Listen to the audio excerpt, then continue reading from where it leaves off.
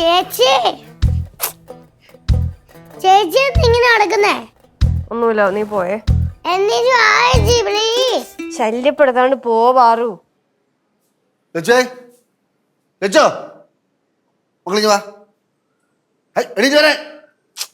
എന്തോന്നച്ചാ?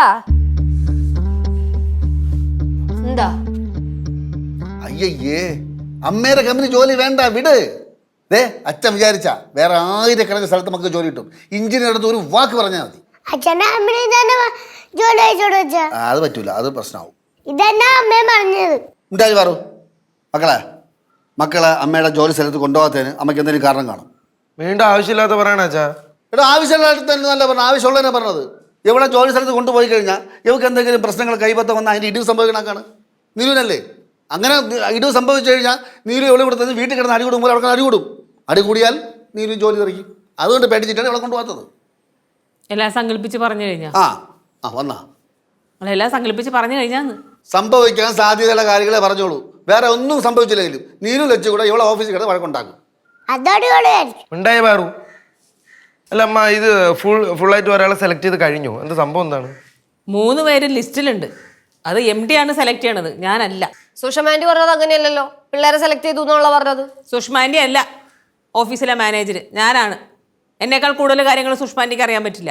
Finally കാര്യങ്ങൾ തീരുമാനിക്കുന്നത് MD തന്നെ ആയിരിക്കും. പിന്നെ എൻ്റെ ഒപ്പീനിയൻ ചോദിക്കും, അത്രേ ഉള്ളൂ. അച്ഛാ, ഞാൻ ഈ വരുന്ന ഞായറാഴ്ച കുഴിപ്പുറത്ത് കൂട്ടോ. ഞാനും അങ്ങോട്ട് വന്നിട്ട് കുറേ നാളായി. അങ്ങനെയാണെങ്കിലേ ഞായറാഴ്ച തന്നെ പോവാം. രാവിലെ പോവാം, എന്നിട്ട് ഉച്ചയ്ക്ക് ഊണ കഴിഞ്ഞിട്ട് വൈകുന്നേരം വരാം. അങ്ങനെയാണ് ഞാനും വരുന്നുണ്ട്. കുറെ നാൾ അങ്ങോട്ട് പോയി നമുക്ക് ഫുഡ് അടിച്ച് പൊളിക്കാല്ലേ. ലടി പോയാലേ? നീ വരണ്ട, കാരണം അമ്മ ഒറ്റയ്ക്കേ ഉള്ളൂ. കേശു ശിവയും കൂടെ ട്യൂഷന് പോകണം. സ്കൂളിൽ പോയിട്ട് ട്യൂഷന് പോയിട്ട് തിരിച്ചു വരുമ്പോൾ വൈകുന്നേരം ആവും. അപ്പം അമ്മ ഒറ്റയ്ക്കല്ലേ ഉള്ളൂ. മക്കളെ അമ്മയ്ക്ക് കൂട്ടിരുന്നു കേട്ടാ. എൻ്റെ കൂടെ ആരും വരണ്ട.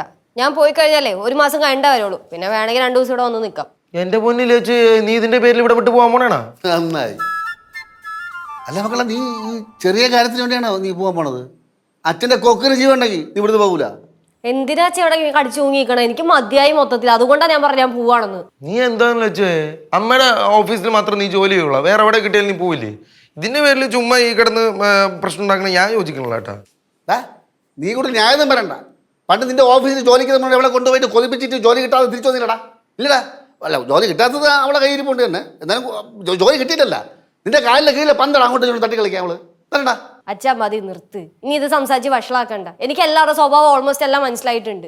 പിന്നെ അമ്മയുടെ ഓഫീസിൽ വേക്കൻസി ഉണ്ടെന്ന് പറഞ്ഞപ്പോഴത്തേക്ക് ജോലി ചെയ്യാനൊരു കൊതി. കാരണം അമ്മയുടെ കൂടെ വർക്ക് ചെയ്യാലോ, അത്ര ഉണ്ടായിരുന്നുള്ളൂ.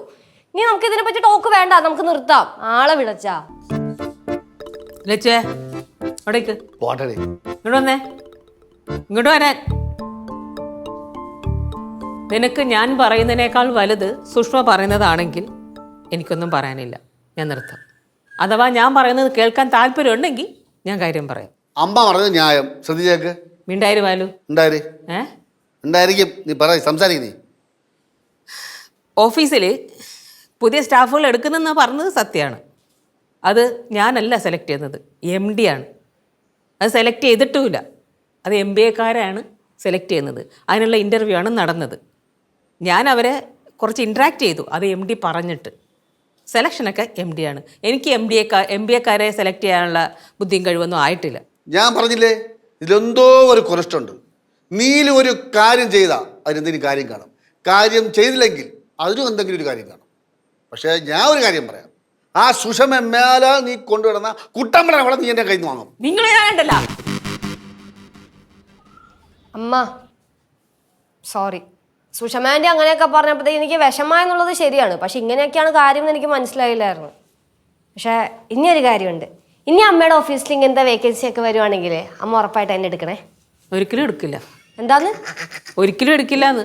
അമ്മ നിന്നെ ജോലിക്ക് എടുക്കാഞ്ഞിട്ട് പ്രശ്നം. അപ്പൊ ജോലിക്ക് എടുത്താലോ? പ്രശ്നത്തോടെ പ്രശ്നം.